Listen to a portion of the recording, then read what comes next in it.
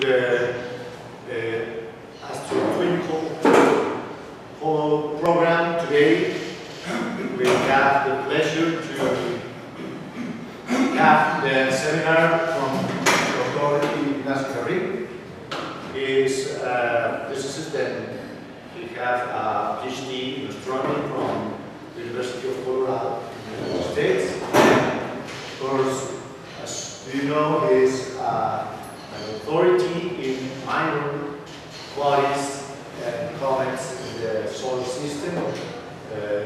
So, again, it's a pleasure for us to have Dr. Ferrin being part of our teachers team here at the astronomy program, and I will let you hear for the seminar about evolutionary diagram for comets. So thank you for coming, and please listen well. Thank you, Dr. Ferrin. Thank you very much. So today I'm going to talk about an evolutionary diagram for comets, and I am an observational astronomer, which means that I'm going to talk about instruments, limitations of instruments, CCDs, and so on. Okay? So feel free to make any questions. You should start here.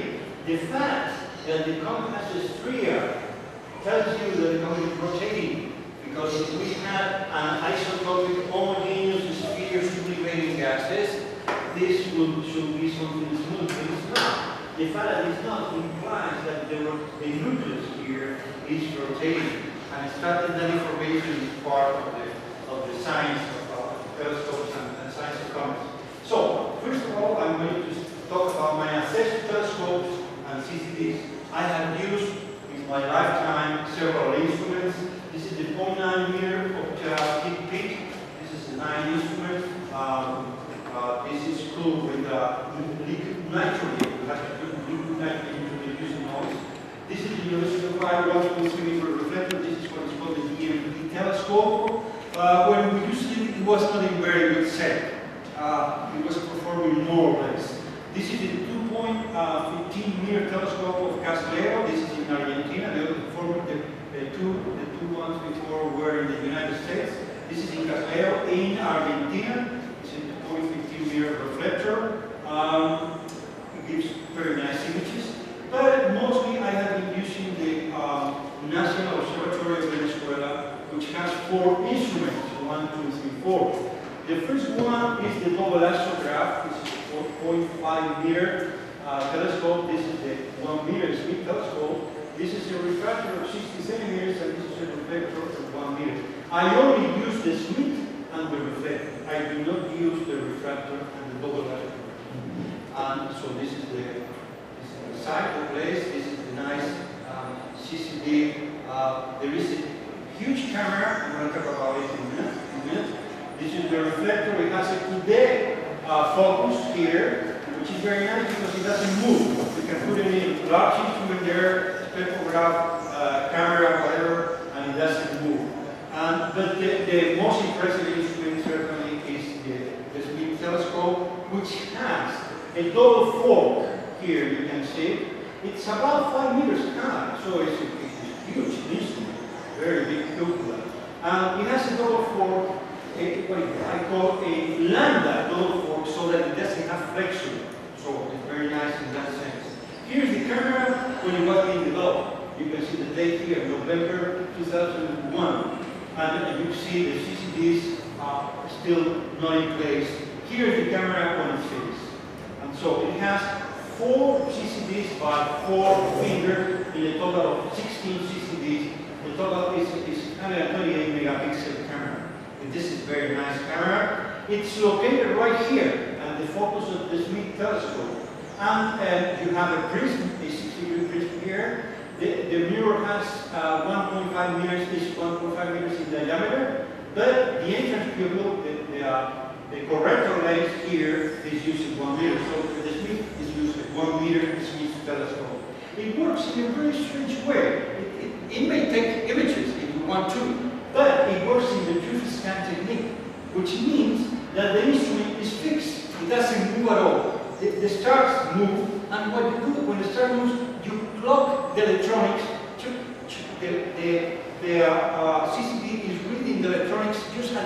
same rate that the star is passing. So actually to integrate over the whole CCD, you don't need flats here because the retrieval scan technique it automatically gives you a flat of the image. And here is the camera, and here is the array, the different CCDs, 60 CCDs. What you see here, some of them were not very good. So some of them had to be masked because they had difficulties in design. Some shadows here. So also because the CCDs are expensive. These are 2024 by 2024. These were Tetronic CCDs. And here's the image, not yet processed. I mean, there's a difference in level here, but it doesn't matter. You can get rid of that. And you can also see the reflector telescope only covers this area, a very small area, where the CCD is about 30 minutes of arc in diameter, so it means that the moon, the full moon, fits here very nicely. Okay? And you remember this slide by Bernard, who was talking about the nyquist, Ferrin, and the critical sampling. You recall that in the critical sampling, you have for a star, you have a star here, and you have about 2 pixels here. 2 pixels by 2 pixels. Well, look what happens when you apply the critical sampling. What happens is you get square stars. The stars are square. I don't like the square stars very much. I don't like them. In fact, if you want to calculate the centroid, since you only have 4 pixels, the centroid is not very well calculated. So if you want to do astrometry, the astrometry is not very good. Additionally, you cannot distinguish a extended object from a sharp object. So here's what you have. I like this star better. They are about twice the sampling of nyquist. So you have about 4 pixels per star, and they look much better. And when you do the astrometry, it's better because you can pinpoint the term much better. Look what happens when you do the astrometry. We have an error in trial sensing of 0.14 seconds apart, and the error in declination is also 0.14. So we can do astrometry rather precisely, I would say. This is a good number. 0.1 seconds apart of error is a good number. Going back to the telescope, here I forgot to tell you something. Here, very important. The drift scan technique does not produce an image. It does not produce a single image. What it produces is this. This is a chorizo, what I call a cosmic chorizo, porque it produces a scan, very long scan, and after you finish the scan, what you have to do is to put it in pieces. So you mark your little frame here, and what you do is you see. So you have to chop the chorizo, you have to chop it and get your images like this. Okay? This is the new technique to share with this. Okay? All right. Okay. So we have the nyquist that we were saying that if you apply the nyquist precisely, the critical sampling, then you get square stars, something like that. I prefer this type of star, and you can do the astrometry much better. We have also characterized the instrument very carefully, of course, before you use it.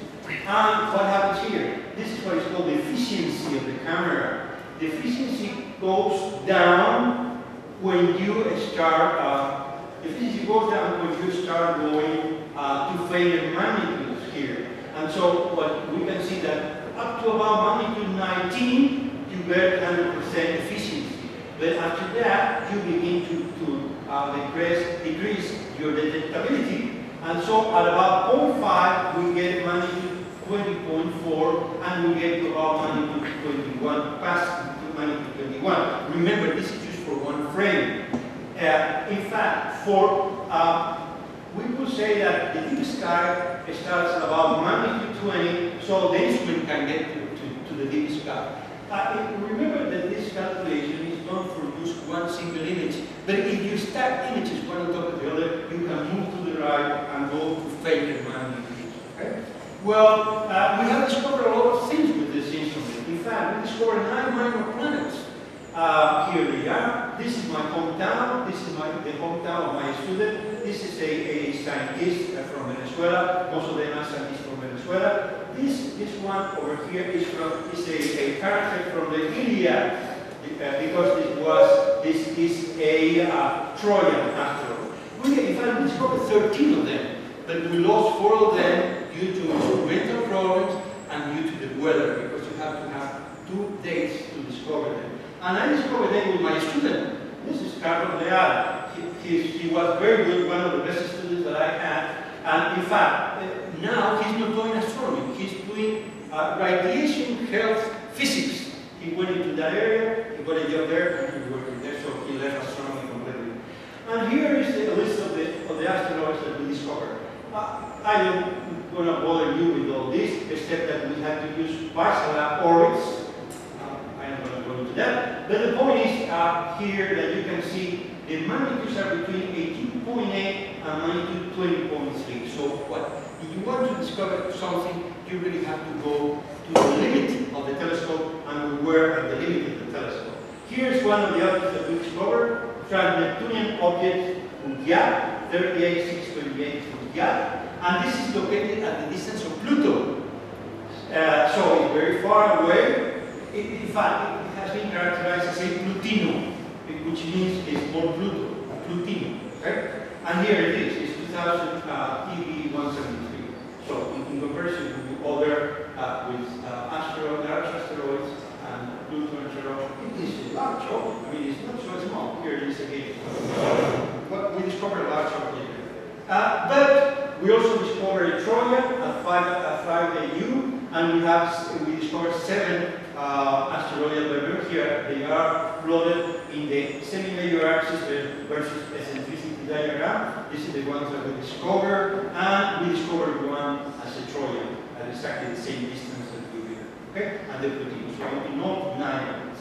Technical improvements with the CCDs that I showed you are front illuminated. That means that the light has to go to the front. What does it mean? Well, if you look to the back, you have windows over there, right? Well, a front illuminated CCD lets the light go through the windows, like here.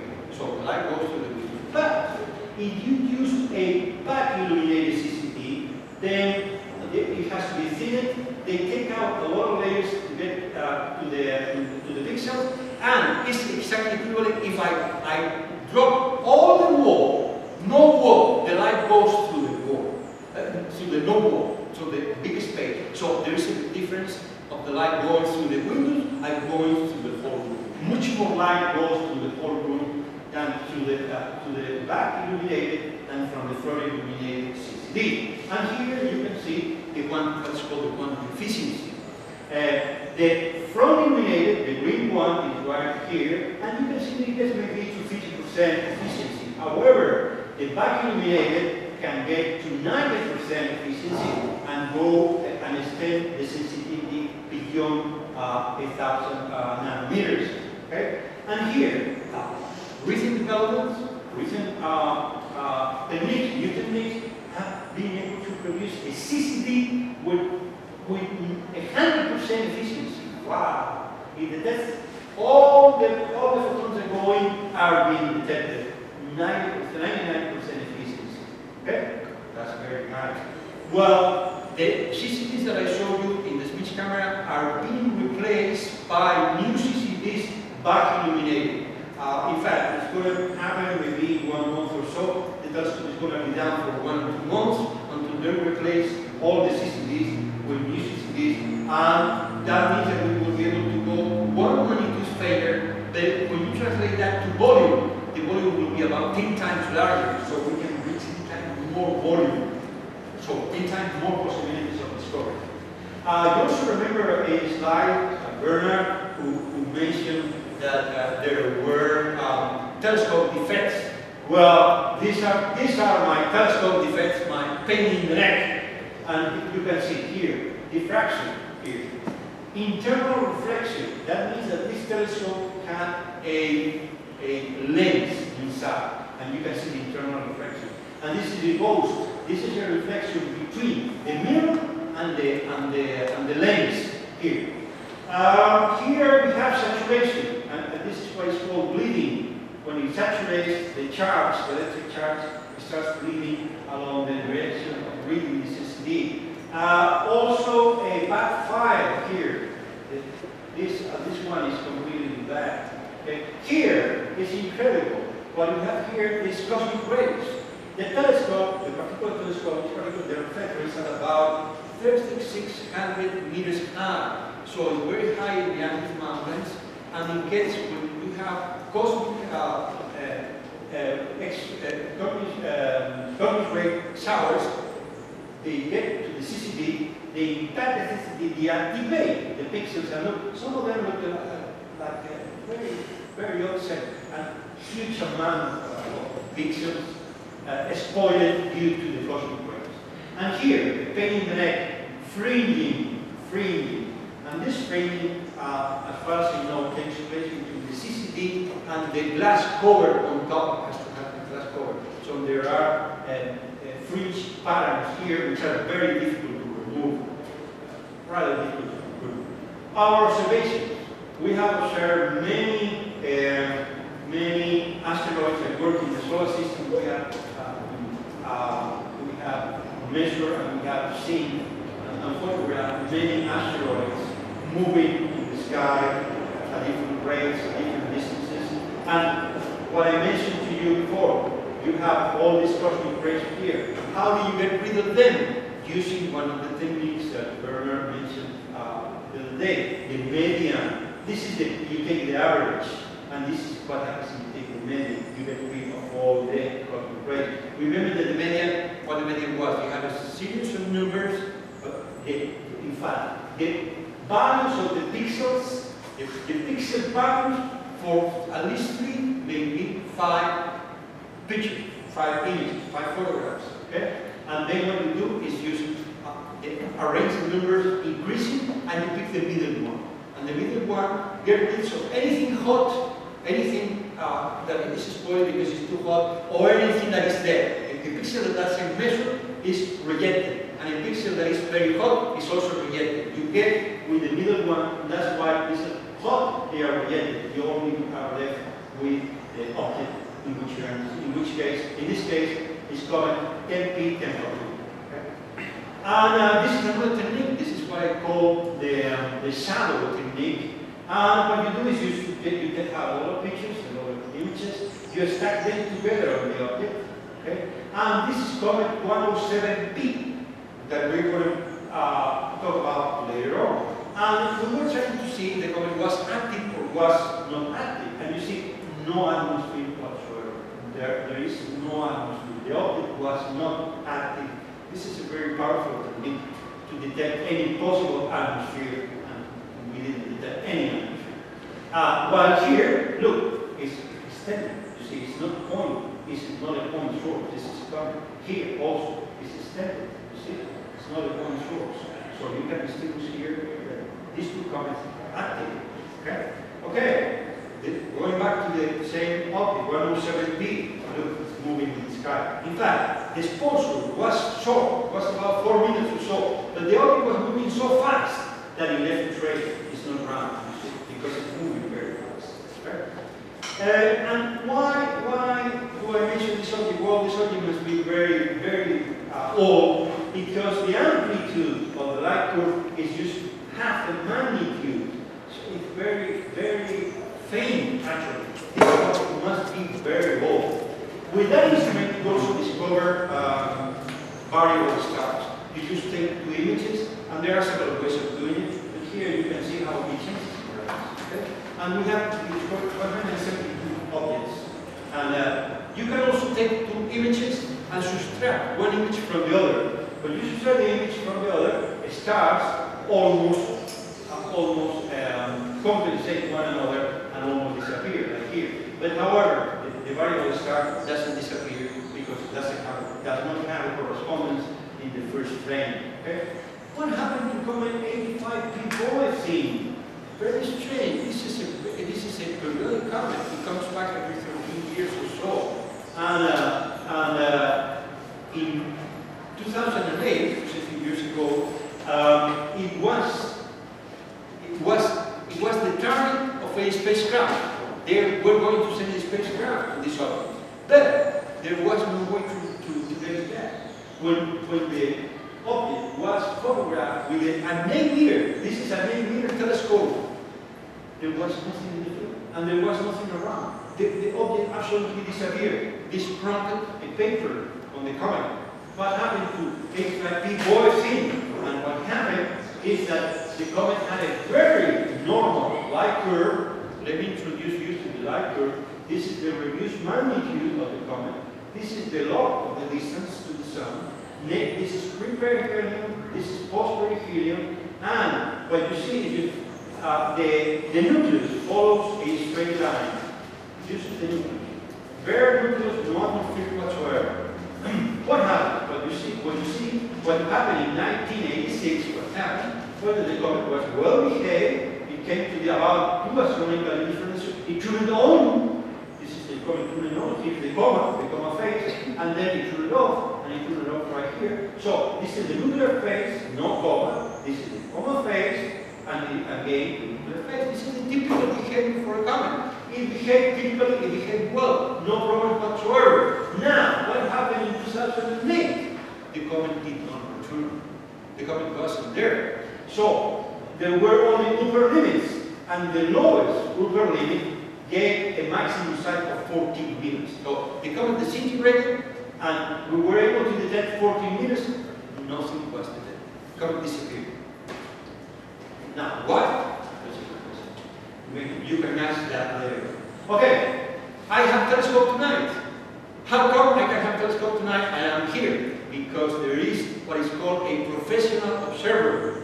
The professional observer is the person who is in charge of the telescope. He knows everything about the telescope. So the only thing I have to do is you send him a list of objects, coordinates, as right ascension, declination. I have to send him the filters. I have to send him the exposure time, and he will do the work for me. And he, in fact, tonight he's doing the work for me. So what I'm observing at this moment, comet 2P Enki. It has the shortest period of all comets, 3.3 years. So it comes 3 times in 10 years. And it goes nearer to the sun than planet Mercury. It was discovered in 1786. It immediately has returned 69 times, so we know this object very well. And here it is. See?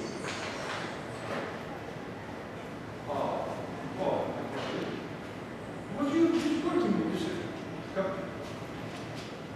It's working at the computer.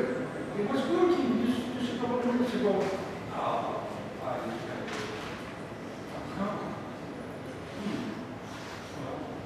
You need to be. I'm sorry. Do you need internet for that? Well, it's a movie, so it's not working. But I just said that up there, and it did work. So maybe okay. Well, let's continue and see what happens. Maybe the okay. The orbit gets near to Mercury, to the sun and Mercury, and gets almost to the distance of Jupiter. So there significantly has to go through the asteroidal belt. Okay. And look at the light curve. Let's go into this detail again. Let me remind you of this. This is the magnitude reduced. The reduced magnitude, that means that we have subtracted the comet. Earth distance has been extracted, has been taken care of. And here we have the logarithm of the solar distance. This is perihelion, this is post-perihelion, Q is the perihelion. Any bare nucleus, any rock will behave as a pyramid. Here is the pyramid, the nucleus of the comet. But in this case, when it gets to about 1.8 astronomical units, it turns on. So we get like this, and then it goes down, and here it turns on. Well, we are observing right here. The comet has used turned on, and we are trying to pinpoint exactly the location of the turn on point. Here's the Enki when it's fully illuminated with all the comet. You cannot see the nucleus right in there. Okay? And here, what we have, there was a change between 1858 and 2003. Look, in 1858, the dark point was farther away than in 2003, and this is what we are trying to measure now. If there has been any, because these are evolutionary changes, and we're interested in the evolution of comets, how do they evolve? Look, this is the way they have evolved. Okay? This one has evolved. And it has evolved in another different way, which is very interesting. And again, the magnitude, and this is the date, and since this comet has been observed for 69 quadrillion, we have some idea of what the magnitude was, for example, in 1800. We have some idea. And when we plot the numbers, we can see that it's decreasing in intensity. Wow, look what happened in 1858, here it is, and look what we measured in 2003 here. Well, in 2 months, by November, we will be able to have another point here, and we will know what if the comet is following one of these 3 theoretical models. I'm not going to models now, but the model tells you that the comet should get extinct by about 2056. I don't know if it will happen. Go ahead. That was my question. If you can't calculate the date or the death of the comet. Here's the calculated date, 2056. However, we are not sure. Maybe the comet may, instead of going down, it may go like this. It may turn off slowly, like decaying, instead of going down in this very fast way. We will know. We will know in about 2 months. We will have information. Why do we want to study comets? Why? First, water. Look at that. The Earth has a lot of water. So, where did the water come from? What did you do with the water? How come we have so much water? We have to take care of the water. Okay? So, maybe the water came from comets. It's a possibility. Let's see about that. If you take the all cloud comets, we're going to define that in a minute, the isotope ratio, D over H, does not fit. You see here is larger than for the Earth. There is one single comet, Arctic 2, the 103 that you saw. Maybe it fits the D over H ratio. And carbonaceous chondrites here, it also fits. That's interesting because here is the incredible Monahan's chondrite. And why is it incredible? Because they discovered sodium chloride crystals, salt crystals inside, and you know that salt is hygroscopic, it retains water. Well, they discovered a bubble that had gas inside, and when the gas was characterized, they measured 4.7 gigayears. So that means that we're measuring original water, very ancient water. But this is in stone. How can we have water in a stone? In a rock? No way. So, what we will find maybe is that the water is coming from the Lazarus comets we're going to talk about in a minute. Second reason to study comets, the theory of panspermia. Comets have very complex molecules. They have formic acid, they have ethane, they have CO2, they have CO, complex molecules. When these molecules came into the Earth, maybe they helped originating life. This is Holland, this is Cremasinge. They wrote a book that is called The Search for Cosmic Life. And they say that comets may be the origin of life on Earth. Here it is with Cremasinge, here's the guy. Okay, impacts. In 1908, there was an impact in Tunguska, and it left all the trees down. Well, it seemed that it was a cometary impact. And why? Because there was no residue, there was no crater, there was no rock left on the surface. So maybe it was a comet that exploded at a given altitude and originated this phenomenon. Well, and why to continue studying the comets? Because there are cometary impacts on Mars. We know that comets have a lot of water, but they also have carbon. The material needed for life. They have a lot of carbon. And so comets are black. Incredibly, they are black. They have the surface is covered with black dust. But the dust is very fine. If you take talc, you take talc in your hands, you cannot feel it. Well, this carbon, the carbon dust, also, you take in your hand and you cannot feel it because it's very, very thin. Okay? And what is this? An impact on Jupiter, on Mars. Well, look at this, it's black. And this blackness can come only from the comet. And also, something interesting, look, there are several pieces. You see 16 pieces here. Oh, the three comets are made of different pieces. That's right. In 1994, Soviet 11-9 impacted Jupiter. And here, what they discovered that there were 21 fragments here. So it's a comet that split the rotating of Jupiter is split in 21 fragments. And here are the fragments. Look, the collision. You see? Well, look at this. The Earth is about this size over here. Very small here. Okay? But the impact is about the same size. So if one of these impacts had taken place on the Earth, it may have blown out the atmosphere. Here, look at this. 21 impacts. So what if we get an impact from the stars, from comets, and we get 21 impacts? Look, we're finding debris around stars. Look at the orbit of Neptune. So what are we seeing here? What we're seeing here is these comets, water, dust in the debris around the star. Here, the size of Neptune orbit again. A lot of debris. So what we're seeing here is just comets and rocks and water. Here again. So that's why we have to study comets. Orbits. Look at this. This is Mercury, Venus, Earth. The Earth is being crossed all the time by asteroids and by comets. Look at this. Look, the blue squares are the parabolic comets, and they are coming in. Look at this. Look at how they are coming in. They are coming in at the same time, which is not real, but for this purpose, they are coming in at the same time. They get very, look, some of them are very near to the sun. Sun rays, look at that. Look at them here. And then they are going out. Because they are parabolic. Those are the external planets' orbits? These are this is the Kuiper objects, right? Okay. And then here is the orbit of Jupiter. Jupiter, Uranus, Neptune, Pluto. Okay, all right. Okay, so here are the orbits. These are orbits from the Jupiter family. This is Jupiter. So some orbits are inside, some orbits are outside Jupiter. And the Oort cloud always has very tilted inclination, 90 degrees, like in this case, the Arctic.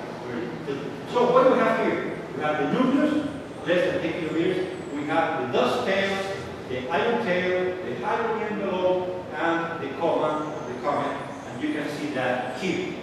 Here is the coma, here is the dust tail. There are plasma rays. This is the gas, and this is the dust.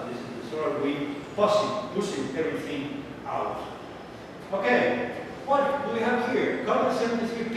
It broke into pieces. And look at that, it broke into many pieces. Very small. So now we know that a comet is not a monolithic object. It's not a single object. There are many pieces of objects, many pieces of ice, which are together like this. And when you have a hole, the gas evaporates these vents, and the residue of carbon concentrates on the surface, and the surface is very black. In fact, the surface is black, completely black. The reflectivity is just 4%. Go ahead. Which is the material inside between the ice blocks? Is it silicate? Dust, different nitrogen, CO2, CO, carbon monoxide, carbon dioxide, methane, also. Here it is. If you were on the surface, what you will see is just a vent, something coming out of the ground. Okay? Since there is sublimation on the sun side, that means that there is a recoil force, and that means that the orbits are twisted, the orbits are changing all the time, because this is what is called a non-gravitational force, and so the orbits of these objects change a lot. It's a pain in the neck again. So, how is it going to compose? This is the idealistic approach. The dust outside, the H2O, the water here, the CO2 here, the CO inside, and possibly a rocky core at the center. Okay, the diameters.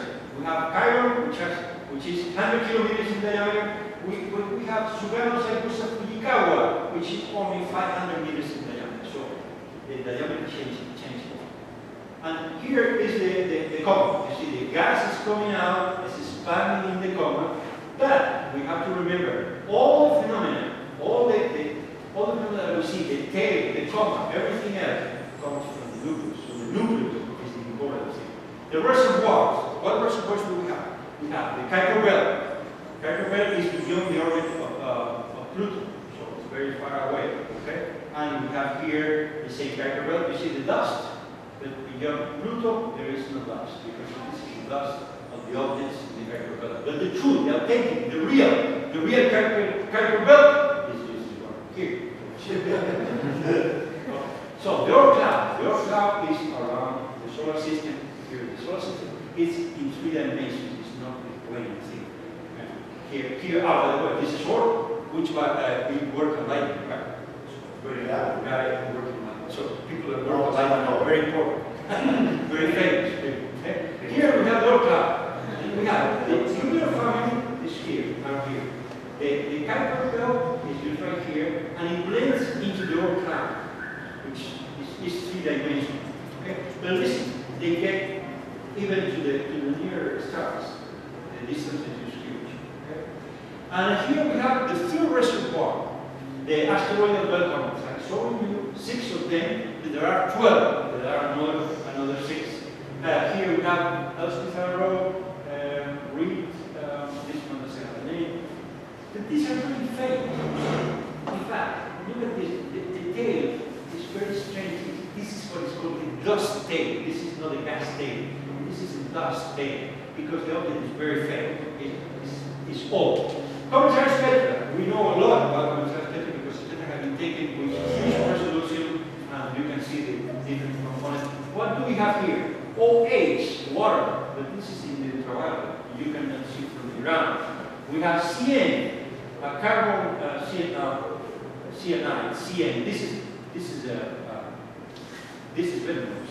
Okay. We also have NH2. We have more complex molecules. We have again the oxygen here, and the rest is just C2. That you see. But we know a lot about that. Rotation. We know about the rotation of the comets. We did observe the rotation of comet Tempel 2. Here it is. And this is the superposition of several periods. But this is facing 1. So we superimpose all the different. And the period here is 5.9 hours. So rotates 4 times per day. Very fast rotation. Okay? Here, 107P, the object that I mentioned to you. This is very interesting. You remember this is a slide from Bernard too. And you remember this is the Fourier transform. Well, but we're interested in this one. Power spectrum. F squared. F of the frequency is squared. Well, look at this. Here it is. This is the F squared. This is the strength of the signal. And we have a time series, and so we apply Fourier, and we see what frequencies is the most intense frequency. That must be the real one. Here it is. And it has the strength of the one. Okay? And so when we take that frequency and fold the whole series of observations to that frequency, this is what we get. The rotational period of this 107P is about 6 hours too. But this is very strange. Why? Because look at it's just so sad here that it's difficult to believe. To tell you the truth, I don't know what the shape of this object is. I don't have any idea. So what I did was I took this image and I sent it to 2 astronomers, 2 planetary astronomers, and told them, listen, here's the light curve. Tell me, what is the object? How is the shape of the object? And none of the 2 could give me an answer. One of them said that he didn't have any information. I know there is no information, but I don't know how to go from the light curve to the object. So, look at this. This is what became object. I mean, it used to do like a sine or a cosine, because it used about round, like here, for example. This is what behaves almost a sine. So the object is like an egg, perhaps a little bit more elongated, but it's like an egg. But here, it's not like an egg. So what's the shape of this object? To tell you the truth, I don't know. So the question is, what's the shape of 107P? I don't know. Comets visited by a spacecraft. Comet Halley was visited in 1986. And look at this. All of them are smaller than 10 kilometers. This is about 10 kilometers. This is less than 10 kilometers. This is 8 by 4. This is 2 kilometers. This is 5 kilometers. The smaller one is 2 kilometers. 2 kilometers is 20 blocks. If you walk 20 blocks. Downtown, central town, 20 blocks is about the same. But if you want to go in this direction, you only have to walk 5 blocks. very small opening, really. Okay. And so, yes, and so this is Borelli, okay, this is Halley, this is, they have been visited by spacecraft, this is Temple 1, and Temple 1, we have spacecraft information on the temperature of the object, and here it is, here's the data. This is the original, and here are models, 5 models. One of the things is about this one. You see, like this figure over here is about this figure here. Here, the figure is not very clear. The figure is clear here. And it has like this. This is number 3. You see? So this is the one, and this is the inertia, the thermal inertia. I'm going to use this information later on to make a calculation of the thickness of the cross layer. So I'm going to use a number, an inertia of 100 to do the calculation. The object was impacted by a 300 kilogram copper metal, and they studied the impact. It created. But from this information, they got the depth of the layer, they got the density, they got the composition, they got the gravity. They got the gravity of the object, and supposedly here there is. I don't know if you can see. There is a crater there. A little bit difficult to see that there. We should do it last. Sorry. Okay, we should do it before and after. This is before the cycle. Okay. But I really don't see the grade very well. I understand that they have better image now. Okay. Okay. Well, here it is. 10300. The small one. You remember the one that was 2 kilometers in diameter, 500 meters in diameter. Look, it's a lot of rocks on the surface. But these dots over here, bright dots, they are not noise. They are real objects. They are almost about the size of a ball. So this object is just living matter, is just ejecting matter at a high rate. So it's aging very fast. Here it is. Look at the yes. And here it is. Very interesting. The comets have been observed in Chandra. Chandra observed the X-rays from comets. So we have a lot of information from comets. From the spacecraft, from the ground, we have a lot of information. So, what are we missing? What are we missing? Well, we are missing is an evolutionary diagram. And this is the famous evolution diagram. And here's Kepler. By the way, he worked a lady. Famous people work a lady. Imagine. Vernon is going to be famous, or is famous already. Okay. So, this is Kepler. And the other guy is Russell. Okay. Look.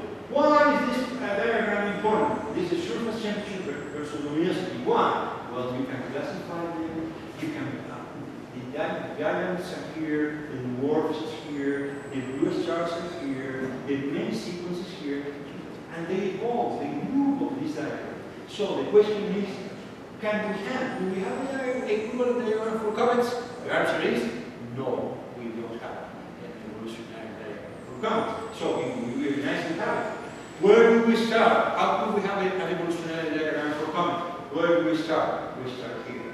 We start with the secular light curve of comets. And look, this is comet Halley, we already know it. This is the log light curve, and this is the time light curve. And here it is.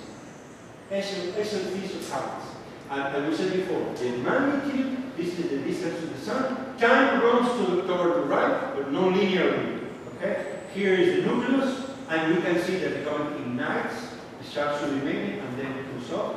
And this is very healing.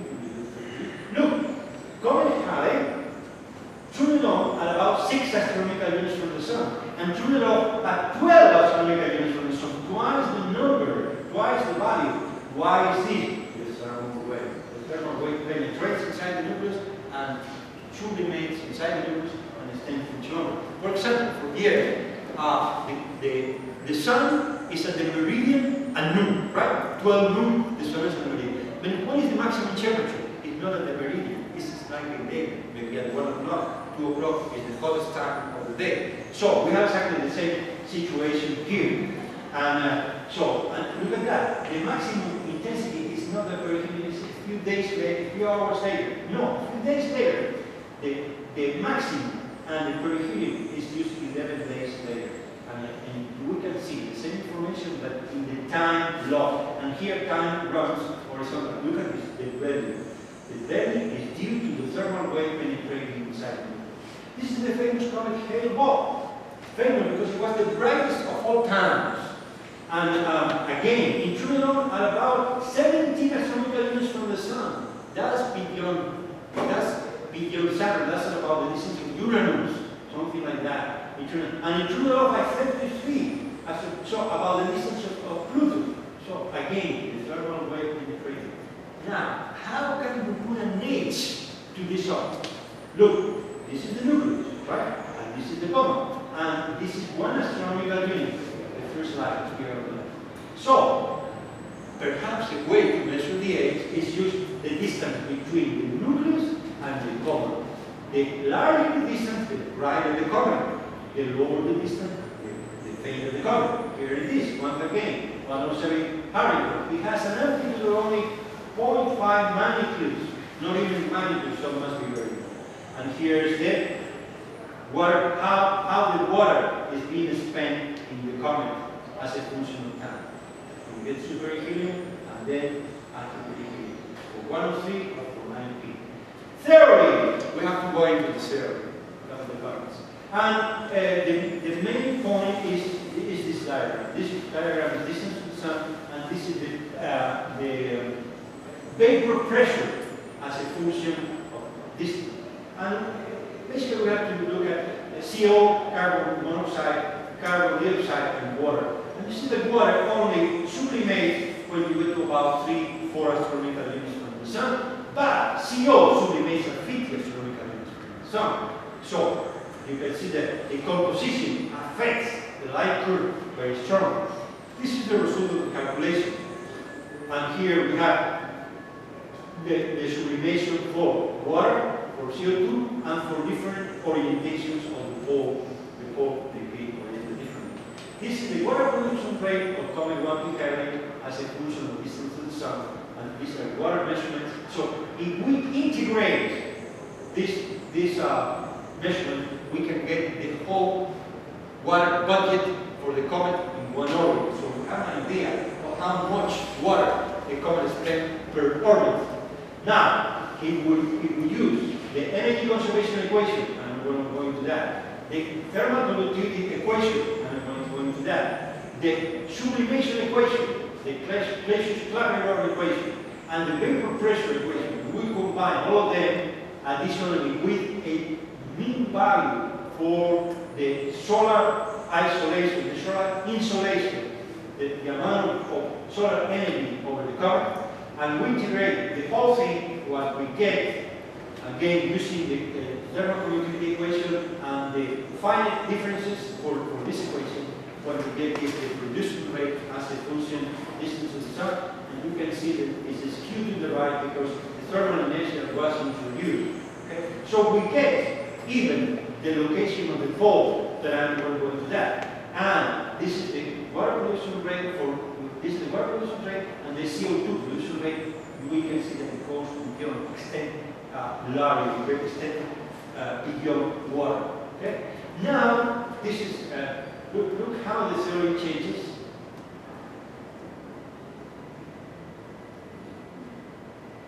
When I change the parameters. Look.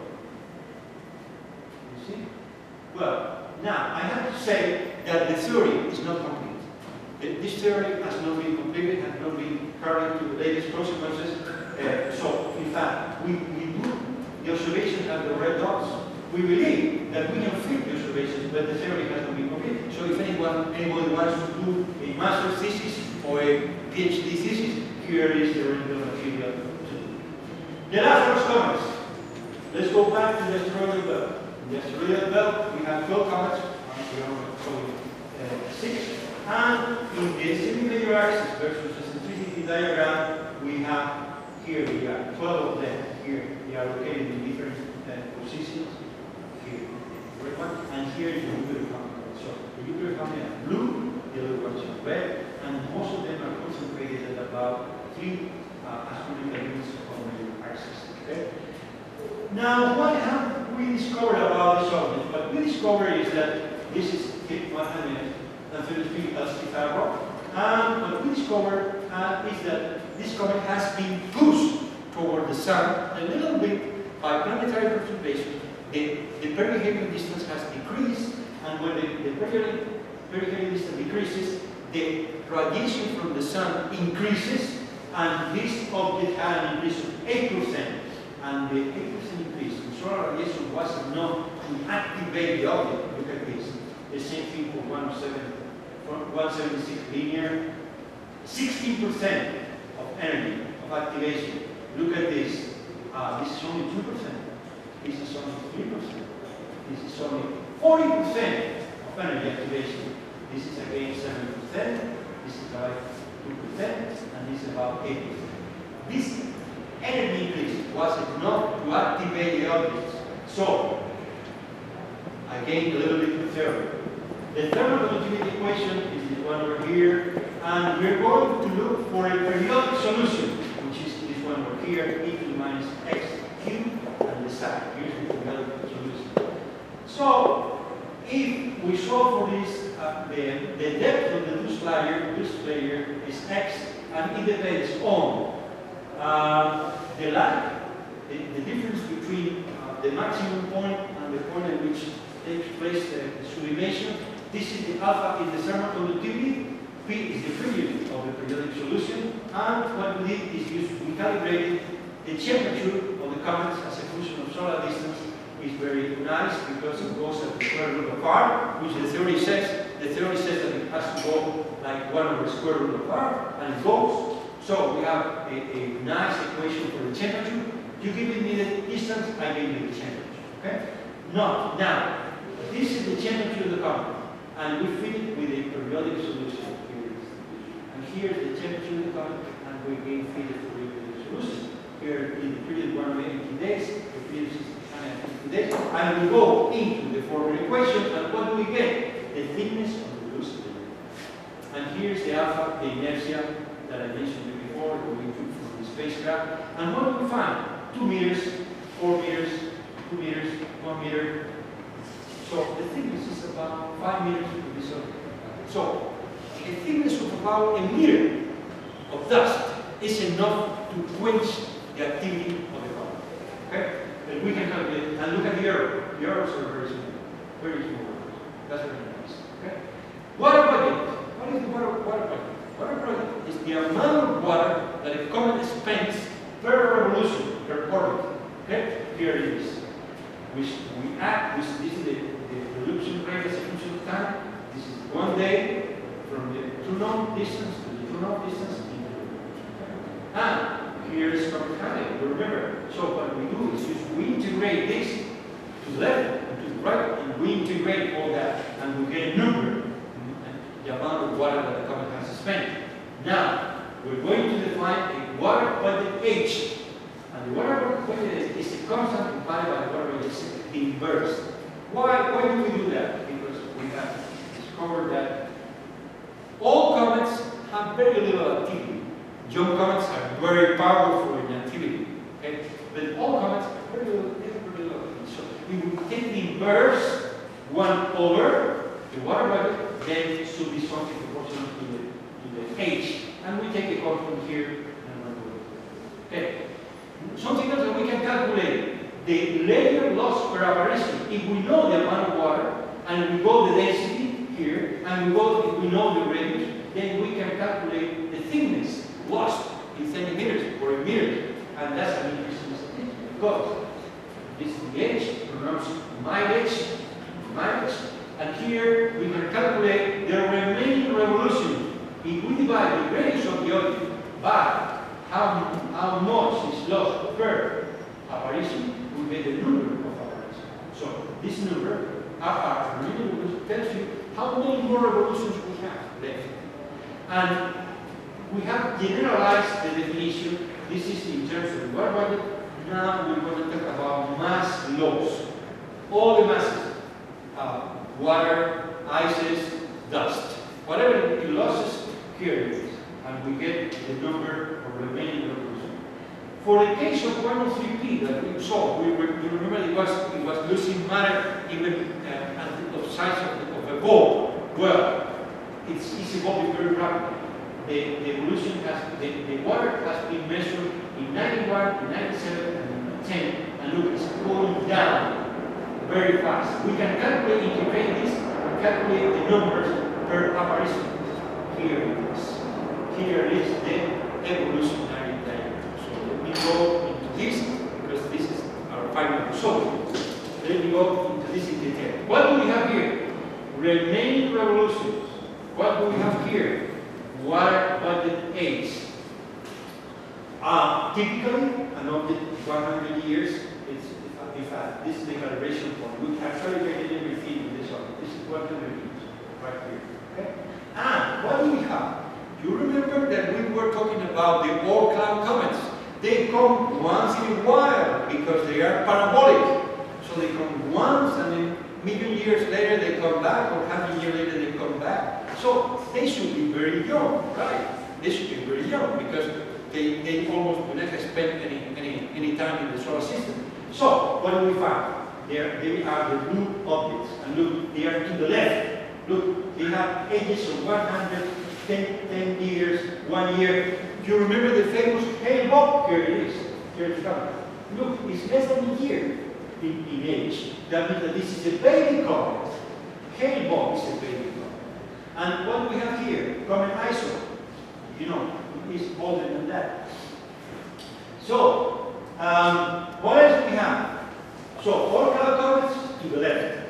The green ones are Jupiter family comets. They are middle age because they spend matter, they waste matter, they lose matter. So it means that they are located in the center of the diagram. Look, ages of 100 years. This one is 10,000 years, something like that. Okay, the one here. And finally, what do we have here on the left? We have the asteroidal belt comets. What do we have? 133, 107, famous. We already talked about him. And we have another comet here and another here. What do we find? We find that they are to the left, in the graveyard. The graveyard is defined as obviously 1,000 years or older. And so we see that the edifices are old. They are in the graveyard. What else do we have in this diagram? Look, if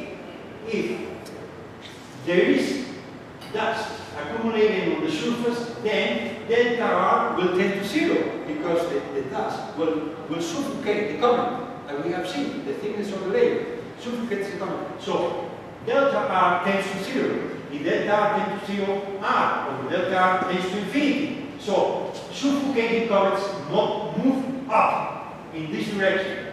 Now, what happens if we don't have dust like in the lower objects? If we don't have dust, then this number is constant. R decreases in size, and the ratio goes down. So sublimating comets move down. So we have a motion. They always move. Look at this. The 103P, the famous 103P, was evolving very rapidly. Look, it's jumping, it's evolving, it's moving in this direction. This other one is moving in this direction. But comet 2P, here it is moving in this direction. Okay? The 18, 58, and 2003. This is the old paradigm of the main belt. There were no comets there because it was the debris of a planet that never formed. In the new paradigm, there are comets there. We don't know the origin. And in the new paradigm, in the ancient main belt, there must have been a lot of objects because these objects aged and gave origin to the ones that we are seeing now. For sublimation, we can demonstrate that the thickness is a constant. Okay? This is a constant, this is a constant case. For a sublimated comet with no dust, this is a constant. Finally, my last slide. I finish here. Okay? If the object is sublimated, then the timelines are straight lines of different ages. This is 10 common years, 100 common years, 1,000 common years, 1 million common years. So the objects move in this direction. Look, common age is about moving in the right direction. However, 103P is not moving in the right direction. And so when the object gets to this integration limit RR equal to 1, it means that it only has one return left. And so it disintegrates. Any comet that hits this line disintegrates. Okay? And at the time of disintegration, we can calculate the age. The death date, in this case, is 3,600 common years. It's a common year, no Earth years. And since these objects should move in this direction, in this region there should be a comet desert because the comet suffocate moves up. So there must be a suffocation to remaining border. Comets here move up, comets here move down. So there must be a region where the comets move horizontally, and that's what I call the border. But at this moment, the border is not well defined. So we really do not know if comet K is a suffocating comet or is a sublimating comet. And this is my evolutionary diagram for comets, and I hope that it will be used and that it will be useful and it will give you a lot of information and the comets evolve. And that's it. Thank you very much.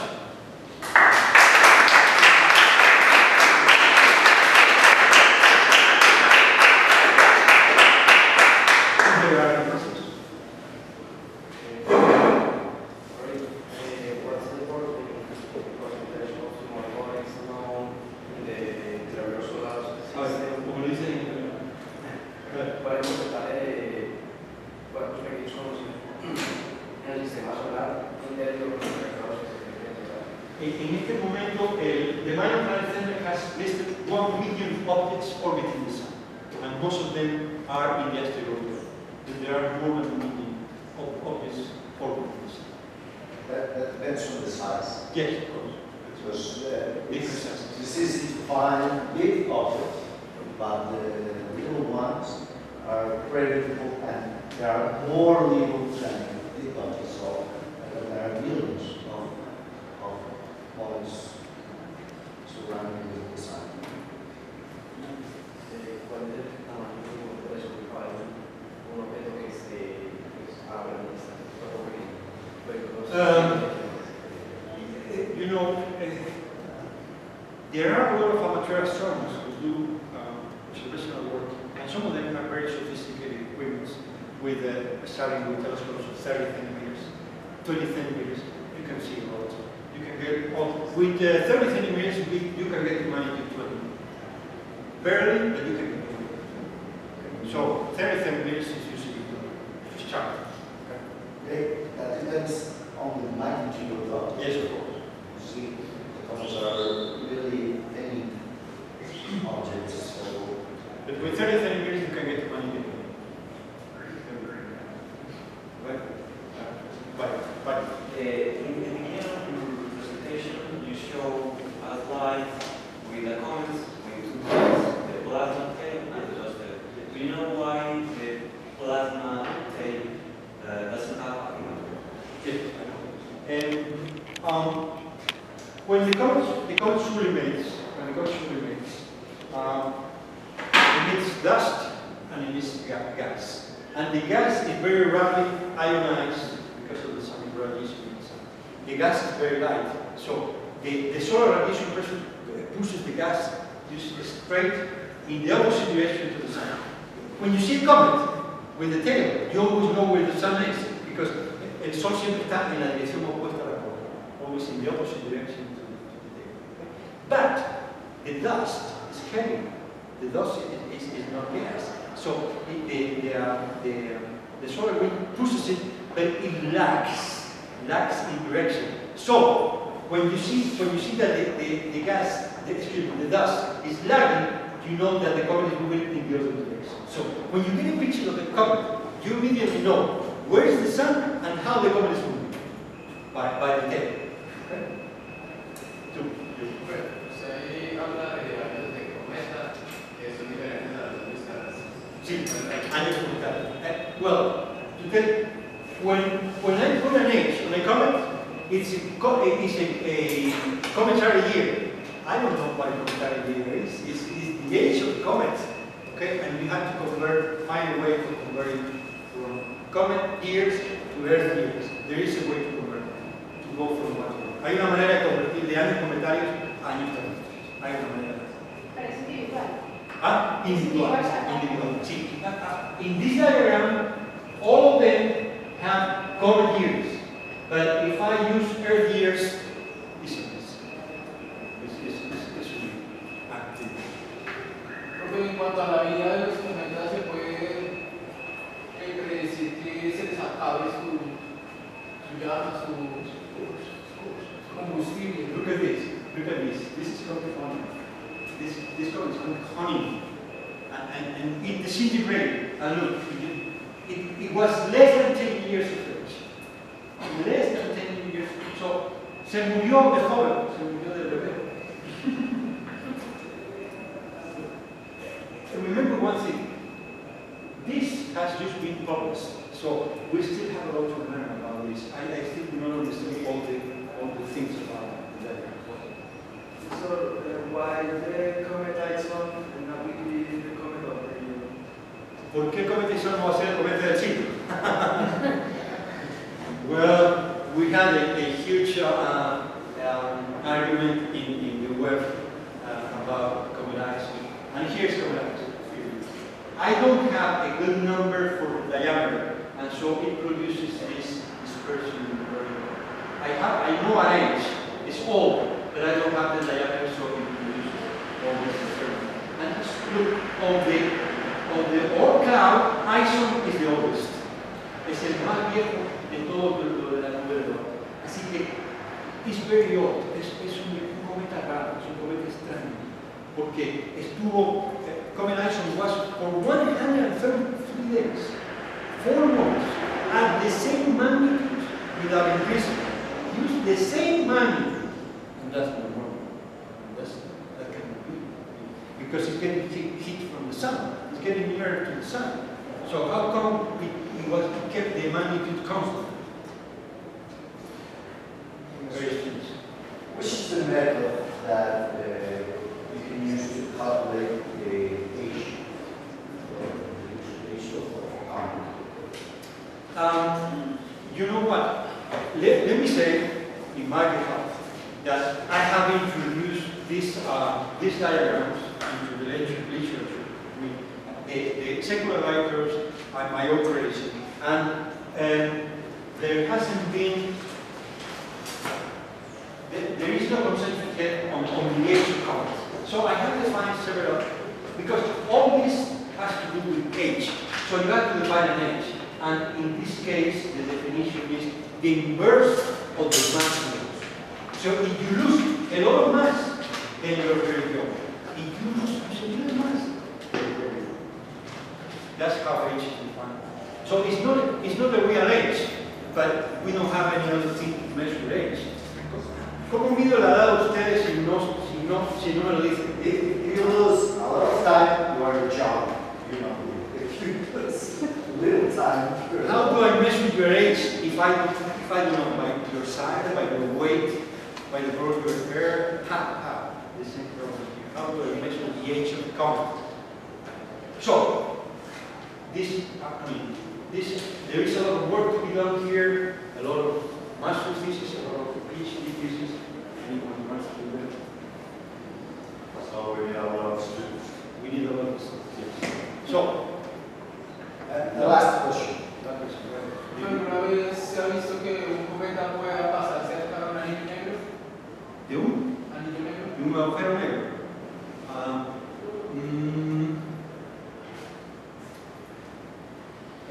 Maybe Elena will have an answer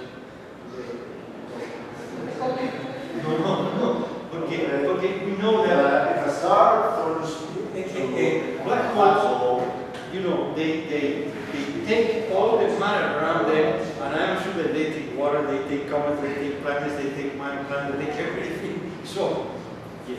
But having seen it, no.